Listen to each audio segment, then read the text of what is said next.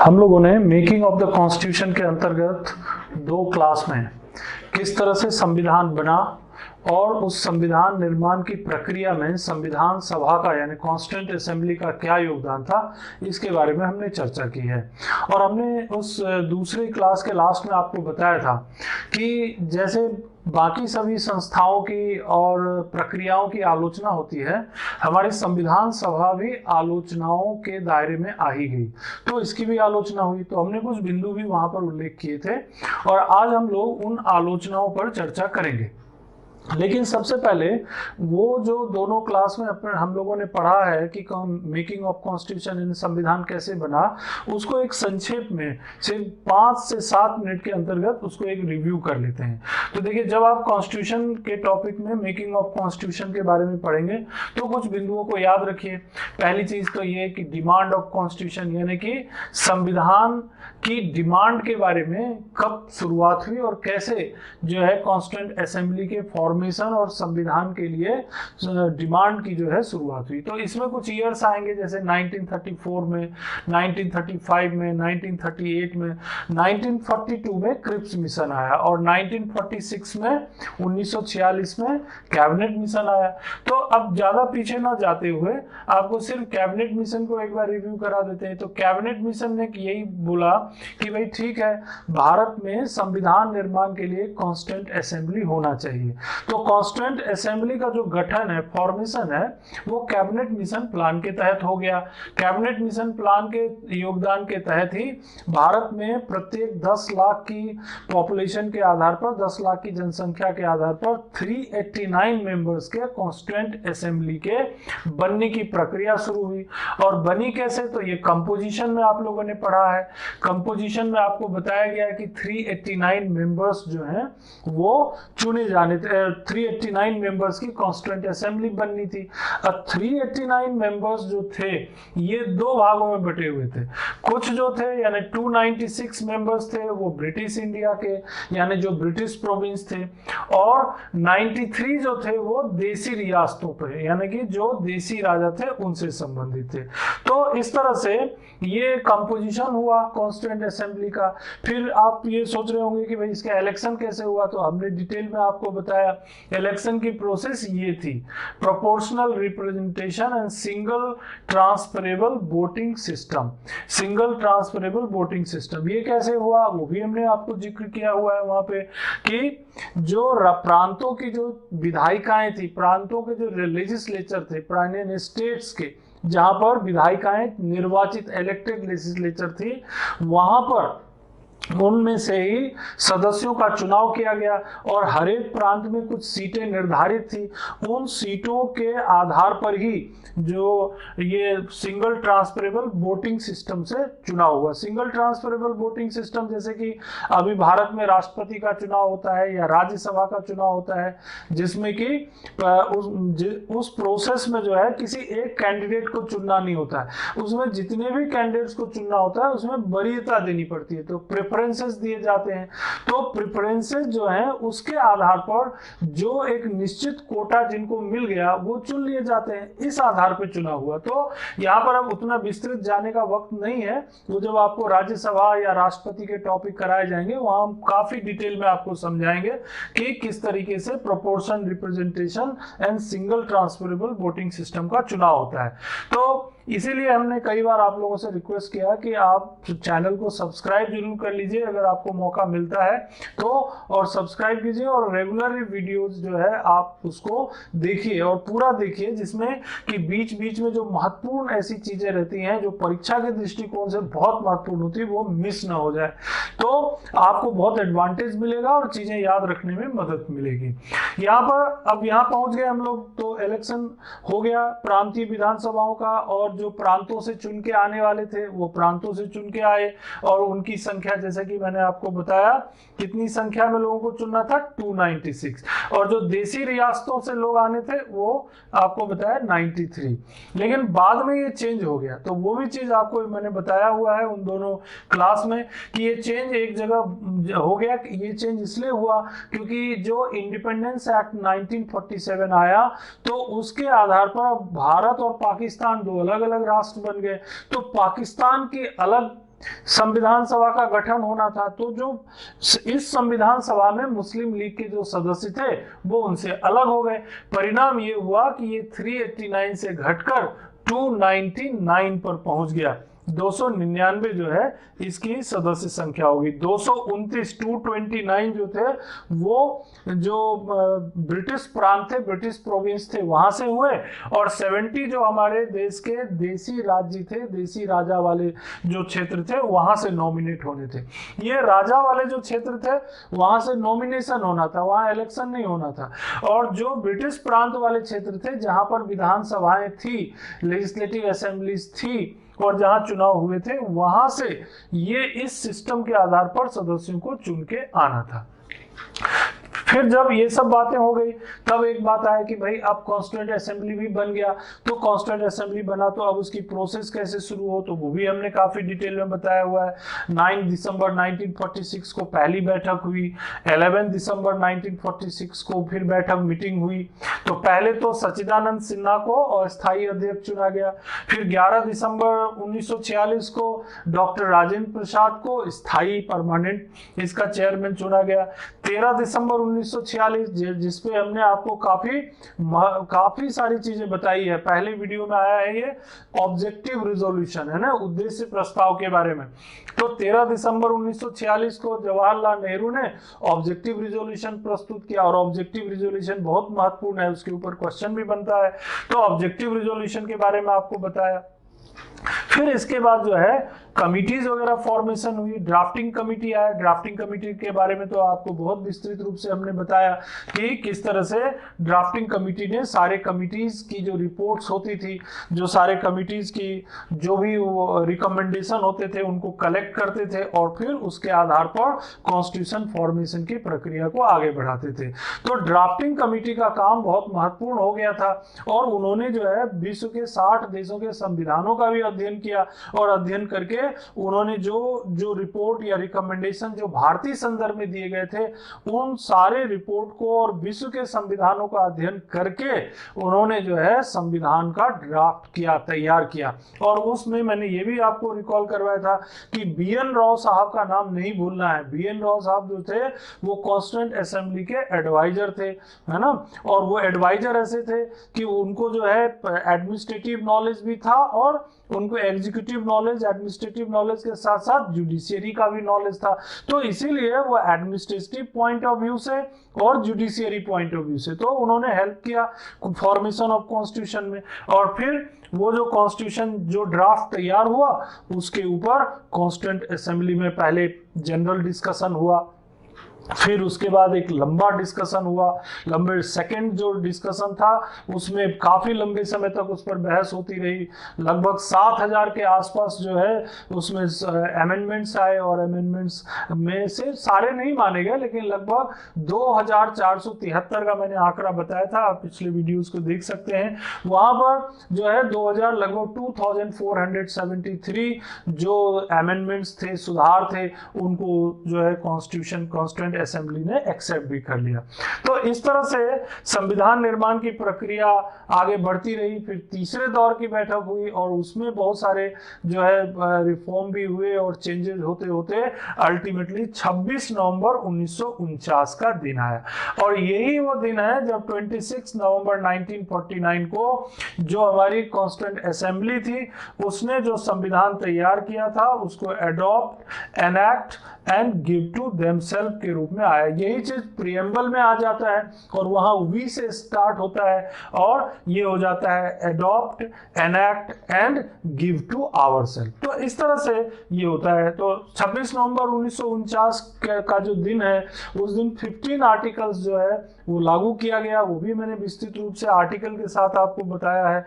और अल्टीमेटली थोड़ा सा समय लिया और 26 जनवरी 1950 को जो है वो संविधान को पूरी तरह से लागू कर दिया। और वही जो दिन है वो रिपब्लिक डे के रूप में हम लोग मनाते हैं। उसका कारण भी बताया कि 26 जनवरी 1950 यानी 26 जनवरी का दिन ही क्यों चुना गया, क्योंकि वो जो लाहौर अधिवेशन हुआ था 1929 में, इन Lahore conference, this was decided that on 26 January 1930 the total Independence Day will be celebrated.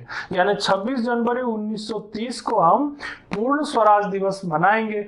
अब ये अलग बात है कि उस समय वैसी परिस्थितियां नहीं बन पाई कि हम स्वतंत्र हुए, लेकिन लेट होते होते होते अल्टीमेटली हम लोग 47 में जाके इंडिपेंडेंट हो पाए 15 अगस्त 1947 को। तो उसके बाद वो 26 जनवरी का जो डेट था उसको जो है यादगार बनाने के लिए, मेमोरेबल बनाने के लिए पंडित जवाहरलाल नेहरू का ये प्रस्ताव था कि इस दिन को जो है हम लोग जो है सेलिब्रेट करेंगे। तो 26 जनवरी इसीलिए माना गया। तो 26 नवंबर 1949 को संविधान लागू जरूर हो गया और 26 जनवरी 1950 को पूरी तरह लागू हो गया, मतलब कंप्लीटली लागू कर दिया गया। और इस दिन 26 नवंबर 1949 को इसे पार्शियली लागू किया गया, यानी 15 आर्टिकल्स वाज इंप्लीमेंटेड, जो कि जरूरी थे। तो कॉन्स्टिट्यूएंट असेंबली इस बीच में और भी बहुत सारे काम किए, जैसे फ्लैग को उन्होंने जो है तय किया कि भाई फ्लैग जो है राष्ट्रीय झंडा क्या होगा, नेशनल एंथम, नेशनल सॉन्ग, ये सब चीजों को भी इन्होंने जो है कॉन्स्टिट्यूएंट असेंबली ने तय किया। लेकिन हमने पहले भी बताया कि कॉन्स्टिट्यूएंट असेंबली ने बेहतरीन काम किया कठिन परिस्थितियों में, और हमारे देश की इतनी विविधता को, माइनॉरिटीज की समस्या, शेड्यूल कास्ट और शेड्यूल ट्राइब्स की जो उस समय समस्या थी, फिर ब्रिटिश शासन का इतना अधिक दबाव हुआ करता था, फिर बीच बीच में राइट्स यानी दंगे, हिंदू मुस्लिम दंगे भी हो रहे थे, और इन सब दबावों और परिस्थितियों के बावजूद भी अगर हम अपना कॉन्स्टिट्यूशन बनाने में सफल हुए, कामयाब हुए, तो इसकी पूरी की पूरी हमें क्रेडिट देनी होगी कॉन्स्टिट्यूएंट असेंबली की। और वो महान लोग जो कॉन्स्टिट्यूएंट असेंबली के मेंबर्स थे, या वो अधिकारी, या वो लोग जिन्होंने उस कॉन्स्टिट्यूएंट असेंबली को मदद की किसी न किसी प्रकार से संविधान को ड्राफ्ट करने और संविधान को पूरी तरह से लागू करने तक पहुंचाने में। तो बहुत बड़ा काम हुआ। और आज आप देख रहे होंगे कि विश्व के जितने भी संविधान हैं, उन सभी संविधानों में भारत का संविधान सबसे बड़ा यानी व्यापक और सबसे ज्यादा प्यूरिफाइड कॉन्स्टिट्यूशन माना जाता है, यानी सबसे बेहतरीन, यानी हर चीज मिलता है उसमें। तो कैसे संभव हुआ ये चीज? ये संभव हुआ ड्राफ्टिंग कमिटी की बुद्धिमत्ता से, क्योंकि ड्राफ्टिंग कमिटी ने बहुत से देशों के कॉन्स्टिट्यूशन की स्टडी भी की थी, जैसा मैंने बताया 60 कंट्रीज, और वो टॉपिक भी अलग से करा देंगे आपको कि किन किन देशों से क्या चीज ली गई और क्यों ली गई। तो वो आगे आएंगे, अब आगे बात करेंगे हम उस पर, और शेड्यूल्स के बारे में भी बात करेंगे। लेकिन यहाँ पर आप देखिए कि इतना अच्छा काम होने के बावजूद भी आलोचना, क्रिटिसिज्म जरूर हुआ। तो क्या आलोचना हुई? तो कई बार क्वेश्चन आ जाता है कि कॉन्स्टिट्यूएंट असेंबली ने बहुत अच्छा काम किया। The constituent assembly of Indian constituent assembly to frame Indian constitution did excellent job, but what were the drawbacks? क्योंकि विदेशों में भी, दूसरे कंट्रीज में भी, ब्रिटेन में भी और भी कई कंट्रीज में कॉन्स्टिट्यूएंट असेंबली की आलोचना और चर्चा हुई। तो अब हमें सोचना पड़ेगा कि भाई इतना अच्छा काम करने के बावजूद भी क्या क्रिटिसिज्म हुआ। तो देखिए, एक तो क्रिटिसिज्म इनका ये था, जो क्रिटिसाइज करने वाले लोग थे उन्होंने ये कहा कि ये जो कॉन्स्टिट्यूएंट असेंबली है ये रिप्रेजेंटेटिव बॉडी नहीं है, ये रिप्रेजेंटेटिव बॉडी है ही नहीं। भारत की इतनी बड़ी जो जनसंख्या है उसकी पूरी प्रतिनिधि निकाय नहीं है, ये रिप्रेजेंटेटिव बॉडी नहीं है, प्रतिनिधि निकाय नहीं है। तो इनके कहने का क्या मतलब हुआ? इनके कहने का मतलब ये हुआ कि पहली चीज तो ये कि ये जनता के द्वारा डायरेक्टली चुने गए लोग नहीं हैं। तो सही बात है भाई, जनता के द्वारा डायरेक्टली कहाँ चुने गए?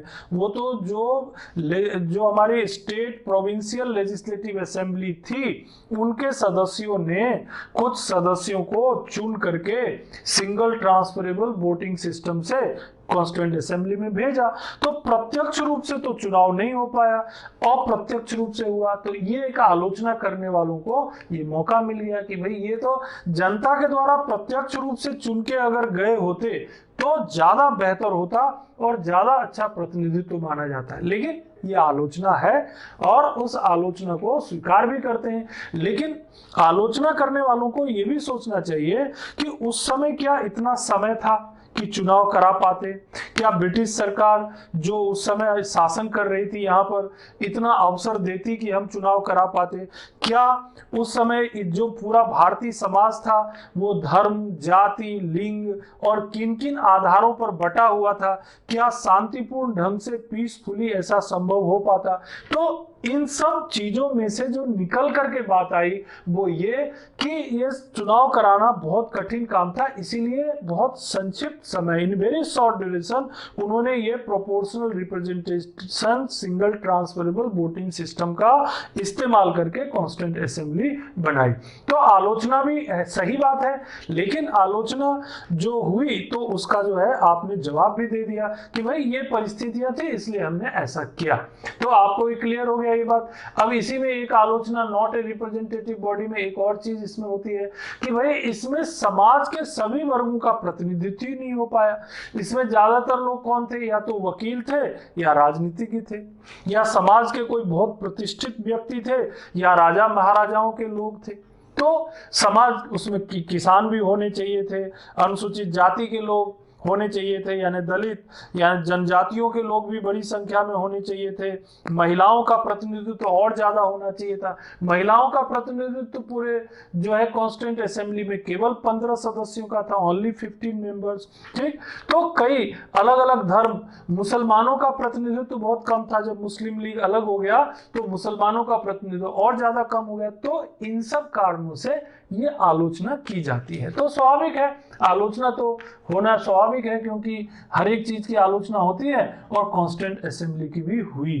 तो एक तो ये आलोचना ध्यान रखिए। दूसरा, कुछ आलोचकों का कहना है कि जो हमारा कॉन्स्टिट्यूएंट असेंबली था, it was not a sovereign body. ये कोई संप्रभु जो है संस्था नहीं थी, संप्रभु संस्था यानी सोवरेन बॉडी नहीं थी। अब ये आलोचना क्यों किया? इसलिए किया क्योंकि देखिए हमारा जो कॉन्स्टिट्यूएंट असेंबली का गठन हुआ है वो किसके प्रपोजल पे हुआ? कैबिनेट मिशन के प्रपोजल पे हुआ। कैबिनेट मिशन को किसने भेजा? तो ब्रिटिश सरकार ने भेजा। कैबिनेट मिशन के प्रपोजल पे हुआ। अच्छा, बीच बीच में असेंबली हेल्ड यानी constituent assembly held it's session by the permission of the British government. ये जो अलग अलग सत्र करते थे महीनों, क्योंकि संविधान बनाने में 2 years 11 months and 18 days लग गए, 2 वर्ष 11 माह और 18 दिन का समय लगा। तो जो अलग अलग सत्र होते थे, अलग अलग सेशन होते थे कॉन्स्टिट्यूएंट असेंबली की, तो जब भी बैठक होती तो ब्रिटिश सरकार से परमिशन लेना होती थी, अप्रूवल लेना होता था कि हम मीटिंग कर रहे हैं, आप बताइए कि हम जो है अभी इतने प्रपोजल आ चुके, इतने अमेंडमेंट आ चुके, अब हमें मीटिंग करनी है, इसका अप्रूवल ब्रिटिश सरकार देती थी।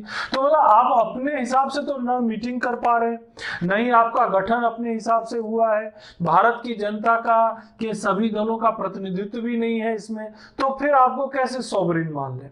लेकिन यहाँ पर फिर थोड़ा सा आप सोचो, भाई उस समय की परिस्थिति ऐसी थी कि अगर हम सोवरेन होने का ज्यादा प्रयास करते तो और ज्यादा समय लग जाता। ब्रिटिश सरकार बोलती कि अभी समय लगेगा, हम पूरी तरह से शासन व्यवस्था को खत्म नहीं कर सकते, क्योंकि कई ऐसे कम्युनिटीज थे जो ब्रिटिश सरकार को भारत से जाने ही नहीं देना चाहते थे। ब्रिटिश लोग थे उनको रोकना चाहते थे, उनको भाई ये लोग और रुके कुछ दिन तो फिर तो स्वतंत्रता और डिले हो जाता। तो इसीलिए जो परिस्थिति बनी उसमें जो बेस्ट हो सकता है वो कॉन्स्टिट्यूएंट असेंबली ने किया।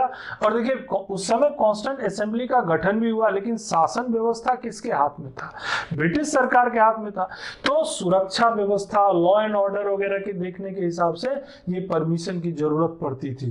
तो इसीलिए सिर्फ ये कह देना कि चूंकि ये कैबिनेट मिशन प्लान के आधार पर बना था, इसीलिए ये सोचना कि ये सोवरेन बॉडी नहीं है, ये सोचना ठीक नहीं होगा। तो मेरे हिसाब से तो ये आरोप लगाना भी ठीक नहीं होगा, क्योंकि उन परिस्थितियों में जो कॉन्स्टिट्यूएंट असेंबली थी उसने पूरी स्वतंत्रता पूर्वक और आत्मनिर्भर होकर काम किया, इसीलिए मान लेना चाहिए कि ये सोवरेन थी।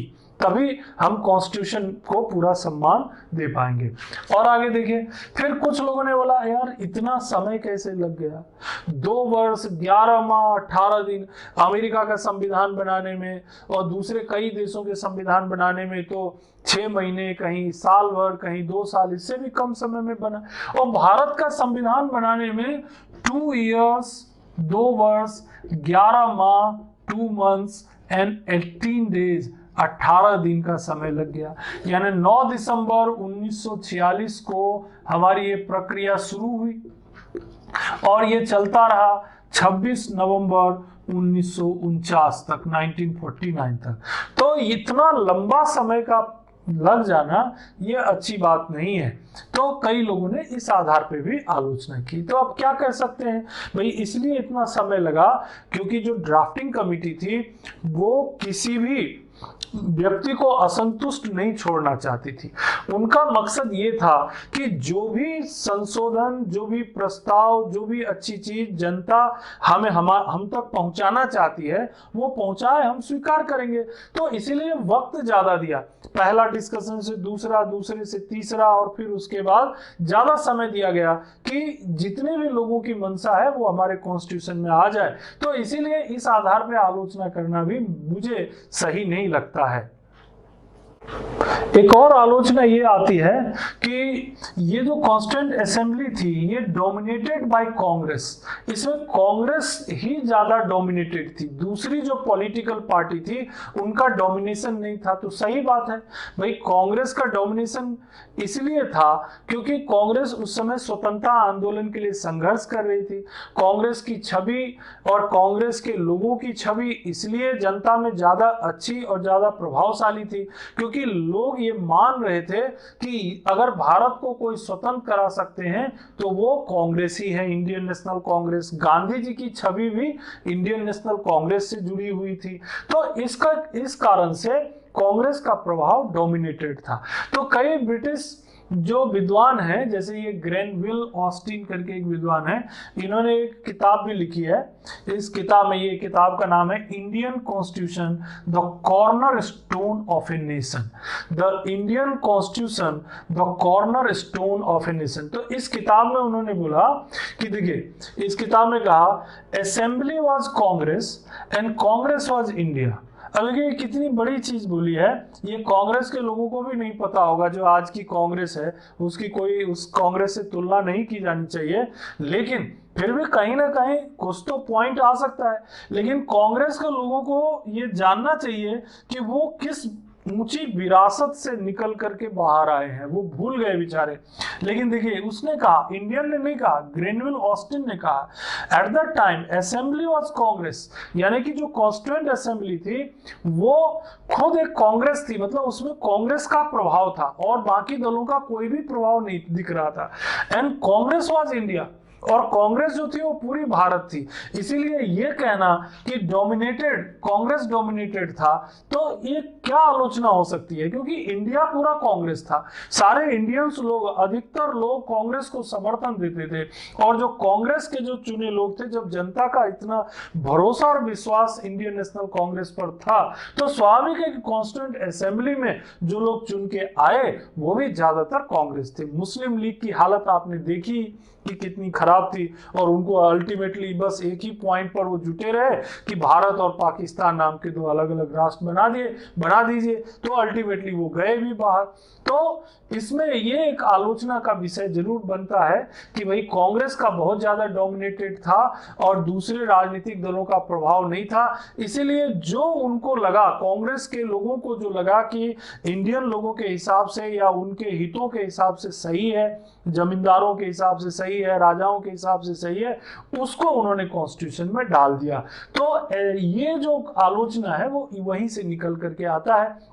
लेकिन फिर वही बात है, बात यह है कि भाई देखिए, उस सब वो तो अब ब्रिटिश, हम लोग ऑलरेडी इतने सालों से ब्रिटिश शासन के अधीन थे, फिर उससे निकलने का कोई तरीका जो है बड़ी मुश्किल से बना। तो कांग्रेस ने अपना प्रभाव जनता में बनाए रखा, जो देसी राजा थे उनमें भी प्रभाव बनाए रखा, और उन लोगों को विश्वास में लेकर के उन परिस्थितियों में जो बेस्ट हो सकता है उन्होंने किया। तो ये जो बात है कि डोमिनेटेड बाय कांग्रेस, ये तो स्वाभाविक है, तो होना ही था। लेकिन जो कॉन्स्टिट्यूशन बन के आया, यानी कॉन्स्टिट्यूंट असेंबली ने जो कॉन्स्टिट्यूशन बनाया, उस कॉन्स्टिट्यूशन में ऐसी कोई बात नहीं है कि ये कहा जा सके कि वो सब कांग्रेस की मर्जी से हुआ। जो उस समय की भारतीय परिस्थितियां थी उसके मुताबिक ही उसमें चीजें डाली गई थी। और एक चीज देखिए कि लॉयर पॉलिटिशियन डोमिनेशन, फिर यहां पर एक बात आ जाती है आलोचकों के ना, भाई ये जो पूरा का पूरा कॉन्स्टिट्यूंट असेंबली था उसमें या तो वकील थे या फिर पॉलिटिशियन राजनीतिज्ञ थे, या तो वकील थे या फिर राजनीतिज्ञ थे। इसमें किसानों का प्रतिनिधित्व नहीं था, अनुसूचित जातियों दलितों का प्रतिनिधित्व बहुत सीमित था, महिलाओं का प्रतिनिधित्व सीमित था, सिखों का प्रतिनिधित्व सीमित था, और अन्य धर्म के लोगों का प्रतिनिधित्व सीमित था।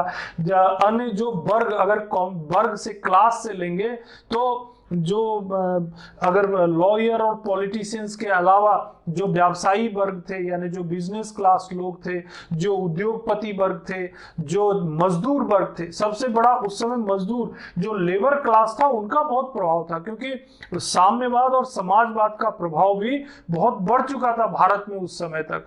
तो कम्युनिस्ट और जो सोशलिज्म का प्रभाव जो था वो बहुत बढ़ गया था। लेकिन जब कॉन्स्टिट्यूंट असेंबली बनी तो उनमें प्रभाव नहीं देखने को मिला उनको। तो आलोचकों का ये कहना था कि ये तो केवल वकीलों और राजनीतिज्ञों का ही जो है असेंबली है, ये कॉन्स्टिट्यूंट असेंबली है। तो अब इसका प्रभाव क्या हुआ, तो इसका प्रभाव देखिए, other sections of the society were not sufficiently represented। Criticisers कह रहे हैं कि जो दूसरे कम्युनिटी के जो लोग थे वो प्रॉपरली उनको रिप्रेजेंटेशन नहीं मिला जो कि मिलना चाहिए था। इसके कारण से क्या हुआ, अब ज्यादातर वकील लोग थे तो कोई एक ही चीज थी तो उसको बहुत इधर से हर कोने से उन्होंने सोचा, उसको बहुत सारे लीगल एंगल से सोचा। परिणाम क्या हुआ, वो जो कॉन्स्टिट्यूशन का दायरा, उसके शब्द, उसकी पंक्तियां, उसके पैराग्राफ क्या हो गए, बढ़ते चले गए। आर्टिकल से सब आर्टिकल निकल गए और भी उससे बहुत सारी नई नई चीजें निकलती चली गई। तो बल्कीनेस ऑफ द कॉन्स्टिट्यूशन, इतना बड़ा जो कॉन्स्टिट्यूशन, 395 आर्टिकल्स, 395 अनुच्छेद, 8 अनुसूचियां, 8 शेड्यूल्स एंड 22 पार्ट्स, 22 भाग वाला संविधान इसी कारण बन गया। क्योंकि जो हमारे जो वकील थे, जो लॉयर्स थे, जो पॉलिटिशियंस थे, वो हर एंगल से चीजों को सोचते थे, और इसके कारण से जब भी उनको लगता था कि ये प्रॉब्लम आ सकता है तो उसमें एक आर्टिकल, एक सब आर्टिकल और जुड़ जाता था। तो ये भी एक आलोचना है कि हाँ बहुत बड़ा कॉन्स्टिट्यूशन बन गया। लेकिन हमें ये नहीं भूलना चाहिए, we should not forget this, that India is a country of different communities. Bharat एक ऐसा देश है जिसमें विभिन्न संप्रदाय के लोग रहते हैं, डिफरेंट कास्ट, अलग अलग जाति के लोग रहते हैं, अलग अलग धर्म के लोग रहते हैं, अलग अलग वर्ग के लोग रहते हैं, अलग अलग आर्थिक स्थितियों के लोग रहते हैं। तो ऐसे में हमें हर अलग अलग एंगल से सोचना हमारी मजबूरी थी। तो अगर उन्होंने संविधान को इतना विस्तृत और व्यापक बनाया तो उसका लाभ आज इंडियन लोगों को, भारतीय लोगों को मिल रहा है। तो ये थोड़ी कमी जरूर है लेकिन उसका फायदा हमें आज दिखाई पड़ रहा है। और एक लास्ट इसमें आता है क्रिटिसिज्म में कि डोमिनेटेड बाय हिंदूज। अब ये एक कॉम्युनल जो है एक क्रिटिसिज्म है कि संविधान सभा जो थी, कॉन्स्टिट्यूंट असेंबली जो थी, और वो उसमें ज्यादातर तो हिंदू जी थे, उसमें सिखों की संख्या बहुत कम थी, मुसलमानों की संख्या बहुत कम थी, और अन्य धर्मों के जो लोग थे, भारत में जो क्रिश्चियन लोग थे, एंग्लो इंडियंस थे, उनकी संख्या कम थी। तो मतलब ज्यादातर जो इंडियन कॉन्स्टिट्यूशन में जो फॉर्मेशन हुआ उसमें हिंदू प्रभाव दिखाई पड़ता है, हिंदू इम्पैक्ट दिखाई पड़ता है। और ये आलोचना करने वाले लोग झगड़ा लगाने वाले लोग हैं, है ना, जिन्होंने हमारे देश पर गुलाम हमें बनाकर रखना चाहते थे, इसलिए ऐसे इनपुट देते हो। जैसे देखिए एक मैंने कोटेशन यहाँ पर कोट किया है, विंस्टन चर्चिल कमेंटेड, क्या कमेंट किया उन्होंने, represented by only one major community of India. ये नहीं बोला हिंदू, उन्होंने क्या है, बड़ी चालाकी से शब्द का इस्तेमाल किया विंस्टन चर्चिल ने। क्या कहा कि ये जो इनकॉन्स्टिट्यूएंट असेंबली बनी है, इसमें तो एक ही धर्म के लोगों का ज्यादा से ज्यादा प्रभाव है, भड़काने के लिए जो हमारे देश में जो दूसरी कम्युनिटी के लोग थे उनको भड़काने के लिए, क्योंकि उनको इस बात का अंदाजा था कि भारत में अगर झगड़ा लगाना हो तो धर्म का मुद्दा छोड़ दो। क्योंकि 1909 वाले जो आपने पढ़ा भी है, 1909 का जो अधिनियम आया है, एक्ट आया है, उस एक्ट में यही किया था उन्होंने, है ना, क्या किया था उन्होंने, मुसलमानों के लिए अलग प्रतिनिधित्व क्षेत्र, अलग रिप्रेजेंटेशन की बात की थी। तो उसी बीज के कारण ये भारत और पाकिस्तान का जन्म हो गया, है ना। तो इसीलिए इसी कारण से ये फिर से उन्होंने यही चीज चाल चली कि इस कारण से कुछ लोग टूट जाएंगे, कुछ धर्म के लोग जो है कॉन्स्टिट्यूएंट असेंबली में जो भरोसा व्यक्त किया गया है उससे वो बाहर आ जाएंगे। लेकिन अब की बार उनकी चाल नहीं चली और विंस्टन चर्चिल ने भले ही जो कुछ भी बोला, उन सब के बावजूद भी कॉन्स्टिट्यूएंट असेंबली तमाम विरोधों और समस्याओं के बाद भी अपना एक भारत का संविधान बनाने में सफल रही। आलोचनाएं हुई, लेकिन आलोचनाएं जो थी उन सब के बावजूद भी इतनी सारी अच्छाइयां थी, इतने सारे उनमें गुड थिंग्स थे, अच्छे विचार थे, अच्छे थॉट थे, उनका पर्पस पवित्र था, सैक्रेड था, अच्छा था कि वो कॉन्स्टिट्यूशन बनाने में कामयाब हुए। तो आलोचना एक स्वाभाविक प्रक्रिया है, लेकिन आलोचनाओं का जवाब भी कॉन्स्टिट्यूशन के मैंने इन आलोचनाओं के साथ ही आपको बता दिए और अल्टीमेटली हमारा कॉन्स्टिट्यूशन बनकर तैयार हुआ।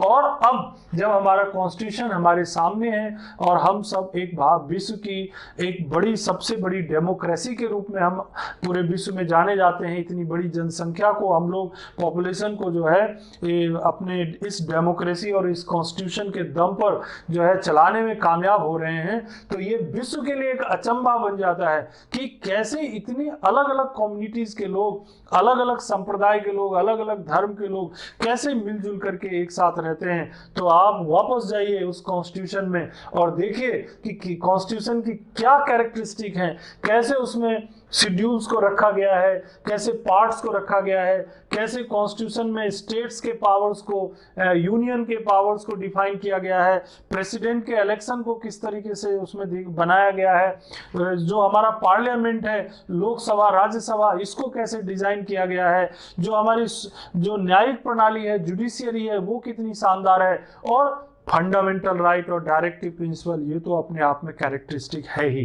तो आगे के कुछ क्लासेस में हम कॉन्स्टिट्यूशन के इन्हीं महत्वपूर्ण टॉपिक को आगे कंटिन्यू रखेंगे और आपको बताएंगे कि कॉन्स्टिट्यूशन के जो बड़े महत्वपूर्ण भाग हैं, जैसे शेड्यूल्स के बारे में, जैसे आपको हम बताएंगे कि कौन को संविधान में चीजें कहाँ कहाँ से आई, किन किन देशों से, और उसके अलावा जैसे फंडामेंटल राइट, डायरेक्टिव प्रिंसिपल, और फिर आगे ऐसे कॉन्स्टिट्यूशन में आगे बढ़ते जाएंगे। फिलहाल ये फॉर्मेशन ऑफ कॉन्स्टिट्यूशन के टॉपिक को यहाँ पर क्लोज करते हैं। धन्यवाद।